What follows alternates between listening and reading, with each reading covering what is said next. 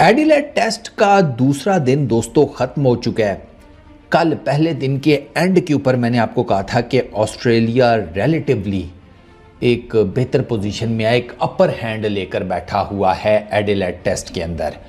आज दूसरे दिन के एंड के ऊपर ना मैं आपको पता है क्या कहूँगा, ऑस्ट्रेलिया इस टेस्ट मैच में ठीक ठाक किस्म की मजबूत पोजीशन लेकर बैठ गया। स्कोर्स ये हैं कि टीम इंडिया ने पहली इनिंग्स में 180 किए तो ऑस्ट्रेलिया ने उसके जवाब में किए 337 और अब सेकंड इनिंग्स में team India 128 for the loss of 5 wickets है और टीम इंडिया अभी 29 रन्स पीछे है। ये 29 रन्स उतारने हैं, उसके बाद लीड चढ़ानी है। वो जितनी मैक्सिमम होगी इंडिया के कम बैक के चांसेस उतने ज़्यादा होंगे, बट मुश्किल है दोस्तों मेरे प्यारे इंडियन क्रिकेट फैंस, मुश्किल है। उसकी रीज़न मैं आपको बता देता हूँ। देखें, ये जो 337 रन्स बन गए हैं ना टीम इंडिया के अगेंस्ट, गड़बड़ की है क्योंकि आपने 157 रन्स की लीड ले ली।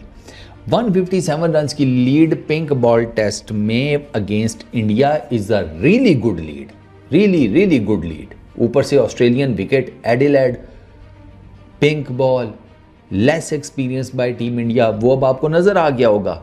बैटिंग और बॉलिंग दोनों में नज़र आया है कि टीम इंडिया पिंक बॉल से रिलेटेड लेस एक्सपीरियंस साइड नज़र आई है ऑस्ट्रेलिया के अगेंस्ट। बैटिंग में नहीं समझ आ रही कैसे बैटिंग करनी है, बॉल आगे जाकर खेलना है, पीछे रहकर खेलना है, वो प्रॉब्लम हो रहा है। शॉर्ट बॉल स्टफ नहीं समझ में आ रहा, गुड लेंथ एरिया के ऊपर जो गेंद पड़ रहे हैं उनका नहीं आइडिया हो पा रहा, उनको किस तरीके से जाकर खेलना है।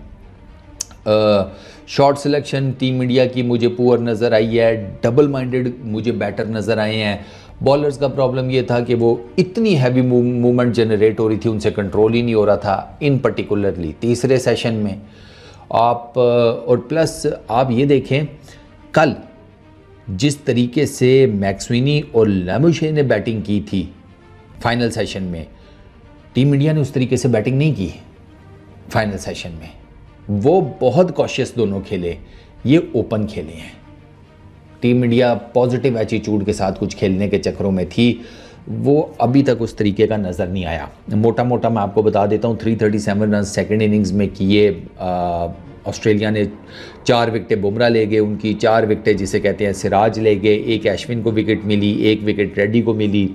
मैक्सवेनी वो कॉट बिहाइंड हुए बुमराह की गेंद के ऊपर, लैबुशे वो रेड्डी की गेंद के ऊपर गली में आउट हो गए, जयसवाल ने उनका बड़ा अच्छा कैच पकड़ा, स्टीव स्मिथ लेग साइड के ऊपर फ्लिक करते हुए आउट हो गए, अनलकी रहे।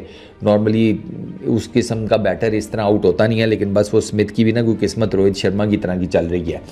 ट्रेविस हेड 140 141 बॉल्स के ऊपर 17 चौके 4 छक्के। शुरू में बेहद स्क्रैची नज़र आया, मुझे था कि अभी आउट हो जाएगा, लेकिन भाई साहब वो उसका जैसे ही वो थोड़ा पीरियड ख़त्म हुआ है उसने 1-2 बाउंड्रीज़ मारी हैं। उसके बाद फिर आपको पता है ये क्या करता है। दूसरा सबसे जो मेजर इशू हुआ ट्रेविस हेड के against, bowling lineup, Indian bowling lineup ने शॉर्ट स्टफ़ नहीं किया। ये उसको छाती के आसपास खिलाते रहे हैं, ठीक है, और छाती के आसपास तो वो छोड़ते ही नहीं हैं। छाती के आसपास आप उसे ऑफ स्टंप की तरफ करा लें, उसकी बॉडी के ऊपर करा लें या लेग साइड पे कर दें, वो आपको धो देगा। और एग्जैक्टली वही हुआ है, 17 चौके 4 छक्के। उसकी इनिंग्स जो है ना, एक तो ट्रेविस हेड की इनिंग्स और दूसरा छोटी छोटी करके पार्टनरशिप्स, इन्होंने ऑस्ट्रेलिया को एज दे दिया। मैं आपको बताता हूँ, ये ज़रा आपको विकेट्स बता दूँ। अच्छा, वो सिराज ने फिर 140 के ऊपर यॉर्कर मार के बोल्ड किया, मुंह मारी भी हुई दोनों के बीच में। ज़ाहिर बात है सिराज को उसने कूटा भी ठीक ठाक था, जब सिराज ने बोल्ड किया सिराज ने बदला ले लिया, लेकिन ट्रेविस हेड चूँकि कूट कर गया था तो वो भी फिर ठीक ठाक गालियाँ देता हुआ गया, तो दोनों ने एक दूसरे को ठीक ठाक सुनाई। मिच मार्श वो कॉट बिहाइंड हुआ अश्विन की गेंद के ऊपर, पंत ने कैच पकड़ा। अच्छा, एलेक्स कैरी वो सिराज की गेंद के ऊपर कॉट बिहाइंड हुआ, खड़े खड़े पुश करना चाह रहा था outside the off stump, body से दूर बल्ला, outside edge, easy catch. Pat Cummins को ब्यूटीफुल बॉल इन डिप पर, बुमराह का उसके पास कोई जवाब नहीं था, डंडे खड़क गए। स्टार्क खड़े खड़े सिराज को मिड ऑफ कवर के ऊपर से मारने की कोशिश की, सीधा हर्षित राणा के हाथ में कैच दिया तीसरे सेशन की पहली गेंद के ऊपर, और उसके बाद स्कॉट बोलैंड उसको सिराज ने बोल्ड कर दिया। 337 रन्स ऑस्ट्रेलिया की पहली इनिंग्स में। पार्टनरशिप सुने, लैबुशे मैक्सविनी 67 रन्स की, ट्रेविस हेड लैबुशे 65 रन्स की, मार्श हेड 40 रन्स की, एलेक्स कैरी हेड की पार्टनरशिप 74 रन्स की, पैट कमिंस ट्रेविस हेड की 28 रन की, स्टार कमिंस की 22 रन की। ये आप देख रहे हैं पार्टनरशिप्स, 3 50+ पार्टनरशिप्स। टीम इंडिया की सिर्फ एक 50+ पार्टनरशिप थी जो कि केएल राहुल और शुभमन गिल के बीच में थी। ये छोटी छोटी पार्टनरशिप्स और ये 50+ रन्स की पार्टनरशिप ने डिफरेंस डाला है और 337 खड़ा किया ऑस्ट्रेलिया ने। Bumrah 4 wickets for 61 runs, Siraj 4 wickets 98 runs, Reddy 1 wicket 25 runs, Ashwin 1 wicket 53 runs. Siraj ने बहुत ज़ोर मारा है यार, उसका मैंने वो पहले भी एक वीडियो में बताया था, उसने जितना ज़ोर मारा है ना वो नज़र आ रहा था कि वो बहुत ज़ोर लगा रहा है, बट वो जो एक हैफ्टी लीड लेनी थी वो इवेंचुअली लेने में कामयाब हो गई, जिसे कहते हैं ऑस्ट्रेलिया की team. Comes the second innings में जनाब केएल राहुल कमिंस की गेंद के ऊपर लेग साइड के ऊपर कैच आउट हुए, पहली विकेट इंडिया की गिरी। राहुल डबल माइंडेड था, मैं इस गेंद को छोड़ूं क्या करूं, बॉडी के ऊपर गेंद था, छोटा गेंद था, शॉर्ट बॉल था पैट कमिंस का, बस वो जिसे कहते हैं ना छोड़ूं खेलूं, उसी के बीच में गेंद जनाब लगकर वो पीछे कैरी के हाथ में कैच, केएल राहुल के 7 रन के ऊपर। उसके बाद दूसरी विकेट जायसवाल की, जायसवाल 24 रन के ऊपर बोल्ड आउट हुए, 4 उन्होंने जिसे कहते हैं चौके मारे और उसको किया 4 से 6 मीटर की जो लेंथ होती है ना उसके ऊपर बोलैंड ने गेंद। और जायसवाल का अगर आप जाकर देखें ना, जायसवाल भी डबल माइंडेड था, मैं आगे जाकर इसको खेलूँ मैं पीछे रहकर इसको खेलूँ, वो बीच में ही लटक गया। वो भी जायसवाल ने अपने पिछले पैर के ऊपर तो काम किया, आपने नोट किया होगा इस इनिंग्स में उसका जो पिछला पैर है, नॉर्मली क्या होता है कि ये 3 विकेट्स हैं, जायसवाल का जो पिछला पैर था ना वो इधर आउटसाइड दी ऑफ स्टंप आ रहा था, ठीक है ना, वो कवर कर रहा था इन तीनों को। इस दफ़ा उसने क्या किया कि जो उसका पैर था ना पिछला वो इधर ऑफ स्टंप के ऊपर रहा है, उसकी लेग स्टंप के ऊपर, ठीक, वो इतना अक्रॉस मूव नहीं कर रहा था, उसने पिछले पैर के ऊपर तो काम किया लेकिन ये इस चीज़ के ऊपर नहीं ना काम कर सका कि मुझे इन लेंथ एरियाज़ में अगर गेंद पड़ी तो मैंने कैसे खेलना है। तो वो भी केएल राहुल की तरह आधा सा जिसे कहते हैं ना बीच में टांगा गया, ना फुल आगे ना फुल पीछे, बीच में टांगा गया, एज लगा, कैरी के हाथ में catch. Then goes Virat Kohli को सीधा सीधा सा एक गेंद पड़ा था, वही बोलैंड ने एक सर्टन लाइन पकड़ी हुई थी आउटसाइड दी ऑफ स्टंप और वो उसको 4-6 मीटर्स की लेंथ के ऊपर कोहली को किए जा रहा था और इवेंचुअली वो कोहली का आउटसाइड एज लेने में कामयाब हो गया। बॉल ने कोई बहुत ज़्यादा मूव नहीं किया, ऑनेस्टली स्पीकिंग ये गेंद विराट को डिफेंड कर लेना चाहिए था, लेकिन विराट की फॉर्म ही नहीं चल रही, फिर अब उसमें क्या वो डिफेंड करे। वो जो सीधी सी बात आपको बताऊँ, पर्थ टेस्ट में भी मैंने कहा था कि ठीक है विराट ने सेंचुरी की है, it's a really good thing, लेकिन बात ये याद रखिएगा कि पर्थ टेस्ट के बाय द टाइम जब विराट बैटिंग कर रहे थे, इवन जायसवाल भी, तो उस टाइम पर्थ टेस्ट की विकेट जो है ना वो बेहतर हो गई थी बैटिंग के लिए, वो बैटिंग के लिए साजगार हो गई थी, इसी वजह से वो आपके सामने है कि किस तरीके से सेंचुरीज़ हो गई, विराट की भी सेंचुरी हो गई। लेकिन अब जैसे ही थोड़ी सी दोबारा टेस्टिंग विकेट आई है विराट कोहली फिर आउट हो गए, सिर्फ 11 रन कर सके।